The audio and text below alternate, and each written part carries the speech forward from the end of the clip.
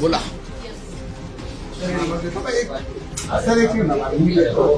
एक मिनिट बोलू. एकच मिनिट. बरं.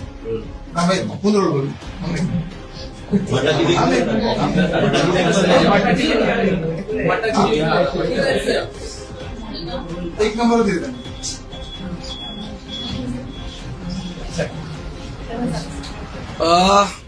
कालपासनं अनेक माध्यमांनी, समाज माध्यमांवर अनेक चर्चा होत्या की संदीप देशपांडेंनी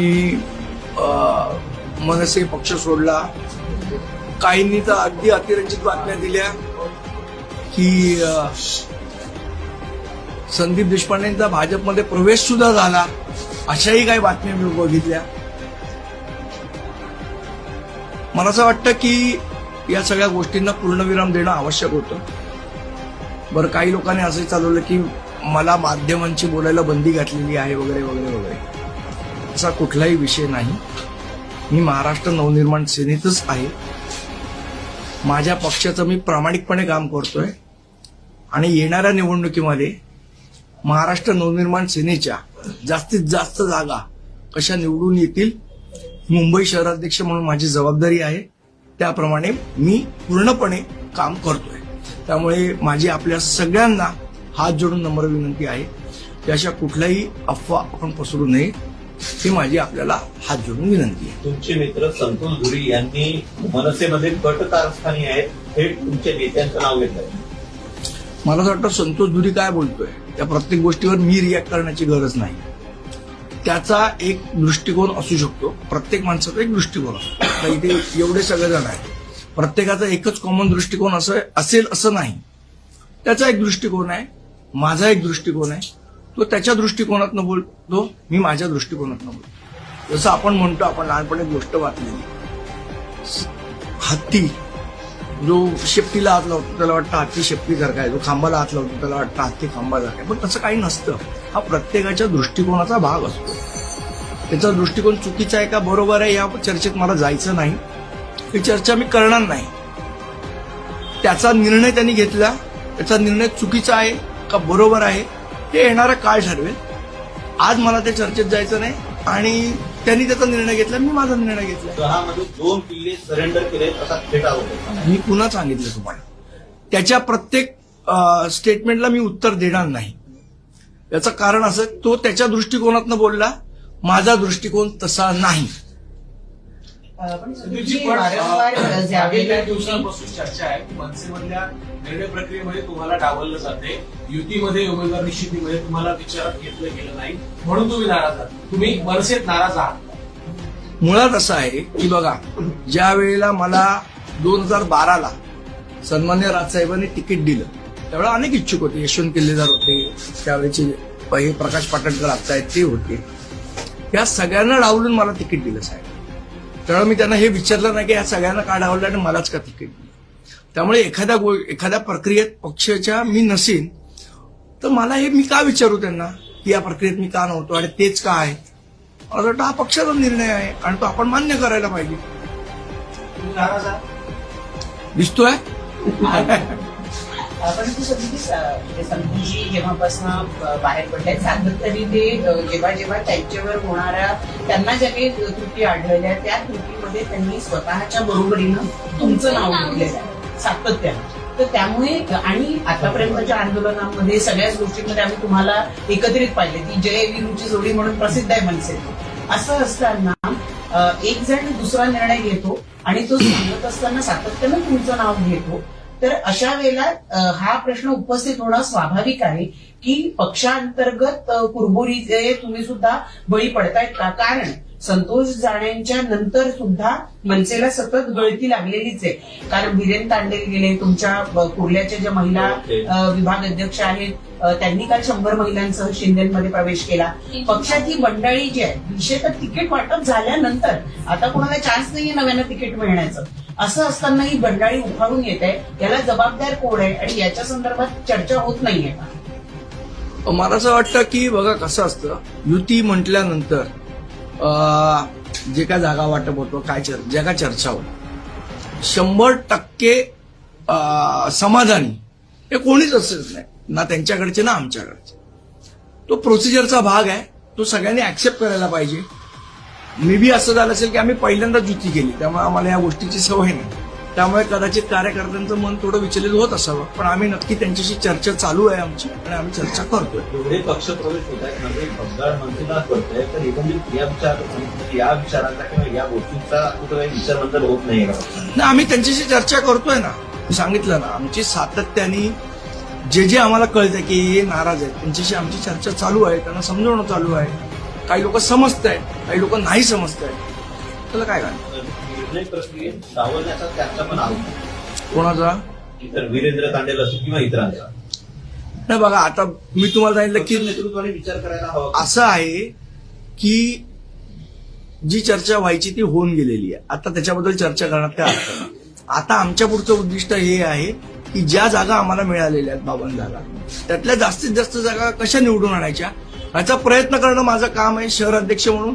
आणि माझ्या मते सर्व महाराष्ट्र सैनिकांनी या सगळ्या चर्चा बाजूला सारून आपला उमेदवार कसा निवडून येईल याच्यासाठी काम करायला पाहिजे. जो युतीचा उमेदवार आहे, जिथे जिथे आमच्या महाराष्ट्र सैनिक काम करतायत त्यांनी तो युतीचा उमेदवार कशा पद्धतीने निवडून आणतील याचा विचार करावा. या वायफळ चर्चेत कोणीही पडू नये. संदीपजी, तुम्ही मुंबई अध्यक्ष आहात. कुशल धुरी जे आपले उमेदवार आहेत, त्यांच्या बंधूंनी मनीष धुरी यांनी काल पत्र लिहिलं राज ठाकरे यांना, आणि त्यात त्यांनी स्पष्टपणे असं म्हटलेलं आहे की तिथे जे युबीटीचे बंडखोर आहेत, त्या बंडखोराच्या प्रचाराला किंवा त्या बंडखोराच्या सहवासामध्ये अनिल परब दिसतात, पण तेच मनीष धुरी यांच्या कुशल धुरी यांच्या प्रचारामध्ये कुठेही दिसत नाही. असं करणं म्हणजे ही युतीमध्ये केलेली गद्दारी नाही आहे का एक प्रकारची? या संदर्भामध्ये काही चर्चा नाही झाली? या संदर्भात सन्माननीय राजसाहेबांच्या कानावर आम्ही या गोष्टी घातल्यात आणि योग्य तो निर्णय ते करतील. आपण आपल्या समाज माध्यमांमध्ये जे अपक्ष आहेत, जे आपल्या पक्षामध्ये होत्या, ज्या आता अपक्ष लढतात, त्यांचे पोस्ट सातत्याने दिसतात, त्या संदर्भात नेमकं जातात, त्याला काय करू? मुख्यमंत्र्यांनी काल मुलाखत दिली आणि त्या मुलाखतीत म्हणतात की बाळासाहेब ठाकरे हेच ठाकरेंचा ब्रँड होते, इतर कोणी नाहीये. दोन्ही ठाकरे म्हणून पुन्हा एकदा त्यांनी बोलायला लावला. नाही, मुळात मला असं वाटतं ठाकरे हा ब्रँड नाही, ठाकरे हा विचार आहे, आणि विचार कधीही संपत नसतो, विचार हा चालू राहतो. देशपांडे सर, मला प्रश्न एकंदरीत येतात की संतोष धुरीच्या पक्ष प्रवेशानंतर तुम्ही एकेकाळी अंतर आलं असं त्यांचं म्हणणं होतं. संतोष धुरीचं काल जे म्हणणं होतं ते माझ्यामध्ये आणि आता संदीप देशपांडेमध्ये अंतर आलं माहिती नव्हतं. मुळात मनसैनिकांनी आता असं ठरवलंय संतोष धुरी भाजपामध्ये गेले म्हणजे संदीप देशपांडे भाजपच्या वाटेवर, असं त्यांनी मनोमन ठरवलं. माध्यमांमध्ये बातम्या आल्या, त्याचा आधार असू शकतो, पण एकंदरीतच मनसैनिकांनी पण अशी आता धारणा केलेली दिसते. बऱ्याच मनसैनिकांसोबत माझं बोलणं झालंय, त्यांची मनधारणा अशी झाली आहे की संदीप देशपांडे पण काही दिवसाचे सहकारी. त्यांची कोणाची काय धारणा, कोणी काय करावी याच्यावर मला असं वाटतं त्यांची धारणा करण्यामध्ये आपल्या सगळ्यांचा खूप सिंहाचा वाटा आहे. देशपांडे जी पैंग्राम है, उद्धव ठाकरे ग्रुप के शिंदे जी के ग्रुप के उम्मीदवार थे, वो प्रचार कर रहे थे, तब प्रचार के दौरान उन पर चाकू से हमला कर दिया गया.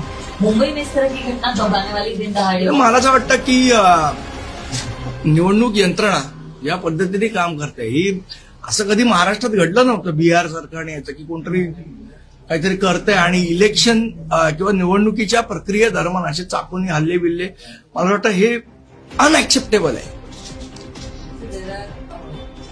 That you are on your way to joining Bharatiya Janata Party after Santosh Dhuri.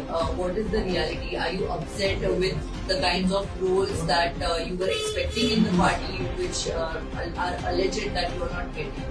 I think you have well said that there are rumors. So there are.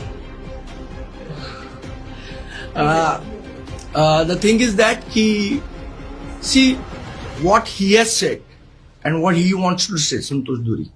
That is his perception of the entire situation. My perception is different. I am working for Maharashtra Navnirman Sena. I am Mumbai president for Maharashtra Navnirman Sena. And my first priority right now is to support all my Maharashtra Sainiks and get as much as possible seats elected, whichever seats are allotted to us. G Bharatiya Janata party वारंवार आरोप करत होती की भारतीय जनता पार्टीने अकोटमध्ये एमआयएमची युती केली पण अकोटमध्ये मला मी बघितली बातमी, अकोटमध्ये कुठली इलेक्शन आहे? माझं गाव आहे अकोट, नगर परिषद होती तिकडे, महानगरपालिका नाही अकोट. कुठली? हा परिषदेमध्ये सत्ता बसवली त्यांनी बसवायचा अच्छा, प्रयत्न केला. सत्ता बसवली. त्याच्यावर म्हटलं हा प्रश्न भारतीय जनता पक्षाला विचारला पाहिजे तुम्ही. का नाही विचार? अंबरनाथमध्ये काँग्रेससोबत मग एक्झॅक्टली मग हे प्रश्न विचारले पाहिजे. अंबरनाथमध्ये पर्यटन कार्यक्रम करून त्यांनी काँग्रेसची नगरसेवक आता भाजपात प्रवेश करतील आणि ती भाजपाकडे जाते. मला वाटतं याची उत्तर त्या पक्षाने दिली पाहिजे आणि जनता म्हणून आपण हे प्रश्न विचारले पाहिजेत ना, की ज्यांच्या एकमेकांच्या विरोधात तुम्ही लढला, तुम्ही एकमेक कसे बरोबर येतात, हा प्रश्न विचारलाच गेला पाहिजे.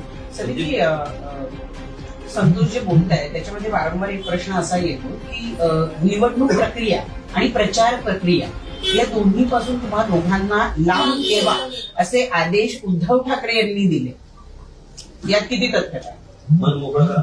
आता मला असं वाटतं की माझं मन मोकळेपणानेच बोलतो हा मी कधी अडवून नाही बोलत, तुमच्याशी मोकळेपणाने बोलतो, मनात एक बाहेर एक ठेवत नाही. मला वाटतं संतोष धुरींचे जे आरोप आहेत त्या आरोपामध्ये किती खरं किती खोटं हे जे करतायत आरोप त्यांना माहिती. मला अशा प्रकारे कोणी सांगितलेलं आठवत नाही. पण संदीपजी, तुम्ही मुंबई अध्यक्ष आहात, हे आरोप करतायत म्हणजे मी त्याच्यावर बोलणार नाही. पण निर्णय प्रक्रियेमध्ये तुम्ही नव्हता ते स्पष्ट होतं, बैठकांना तुम्ही नव्हतं, हे देखील अनेकांकडनं आपण समजून घेतलंय. 53 जागा अवघ्या मनसेला मिळाल्या, त्यात किती जागा निवडून येतील असं तुम्हाला वाटतं आणि ज्या दिल्यात त्या समाधानकारक आहेत का? ना असं आहे की मी तुम्हाला म्हटलं आता चर्चा, जागा वाटपाची चर्चा, त्याच्यात किती जागा मिळाल्या, या बरोबर मिळाल्या का चुकीच्या मिळाल्या, या चर्चेत कशाला जायचं? आता जे समोर आहे त्याच्यातल्या मॅक्झिमम जागा आपल्याला कशा जिंकता येतील, मला वाटतं हा प्रयत्न असला पाहिजे. आता ती जागा चुकीची, ही जागा बरोबर, ही मिळायला पाहिजे होती, ती सोडायला पाहिजे होती, या चर्चेला आता काय अर्थ नाही ना, कशाला त्या गोष्टीत पडायच्या. आता जे आपल्याकडे आहे त्यातनं चांगला आउटपुट कसा द्यायचा, असं त्याचा सगळ्या महाराष्ट्र सैनिकांनी विचार केला पाहिजे.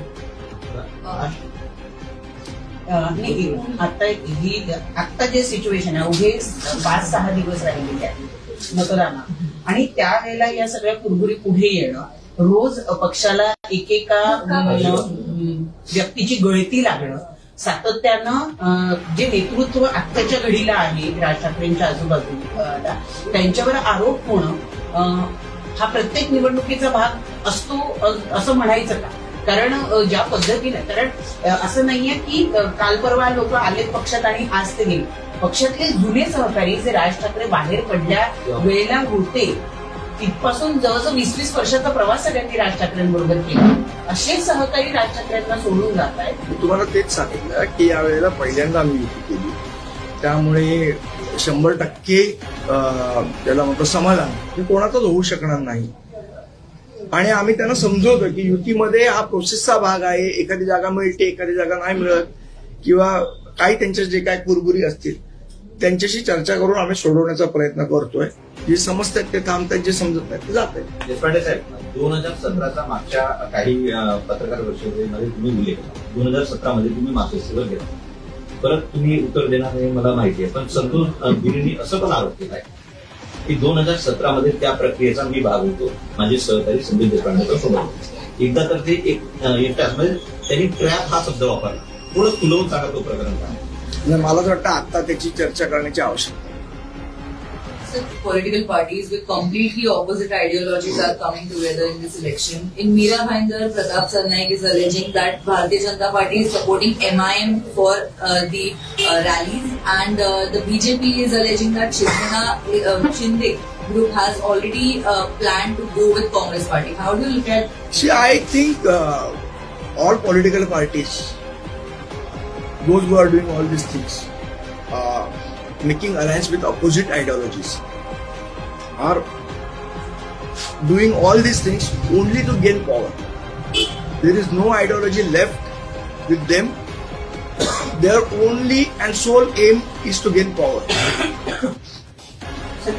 काल एक अजून धक्कादायक प्रकार असा पुढे आला कल्याण डोंबिवलीमध्ये की उबाठाचे उमेदवार आहेत रामचंद्र गणपत माने यांनी कल्याण डोंबिवलीमधनं उबाठाच्या चिन्हावर उमेदवारी भरली आता काही दिवसावर मतदान आहे आणि काल त्यांनी तिथल्या शिंदेच्या उमेदवाराला संपूर्ण पाठिंबा दर्शवला आणि श्रीकांत शिंदे यांच्या उपस्थितीत प्रवेश सुद्धा करून टाकला. अस्टॉनिशिंग, अनाकलनीय. देशपांडे सर, तुमचे शाखा अध्यक्ष आहेत मारुती दळवी. हा सोडावं, करताना एवढं काय महत्वाचं. सध्या चर्चा आहे की संदीप देशपांडे नाराज आहेत, मनसे सोडून भाजपत प्रवेश करतात. कितपत तथ्य वाटतं? तुम्ही सांगा, तुम्हाला आता इथे मी जे काय बोललो त्याच्यावरनं काही तथ्य वाटतंय का त्याच्यात? मला वाटतं चर्चा घडवून पण आणता येतात आणि त्यांचं तर सोशल मीडिया खूप पॉवरफुल आहे. तुम्ही मनसेत आहात आणि मनसेत मी महाराष्ट्र नवनिर्माण सेनेचा महाराष्ट्र सैनिक आहे. सध्या माझ्या पुढे एकच प्रश्न आहे की माझ्या पक्षाचे जास्तीत जास्त जागा कशा निवडून त्यासाठी मी काम करतो. धन्यवाद.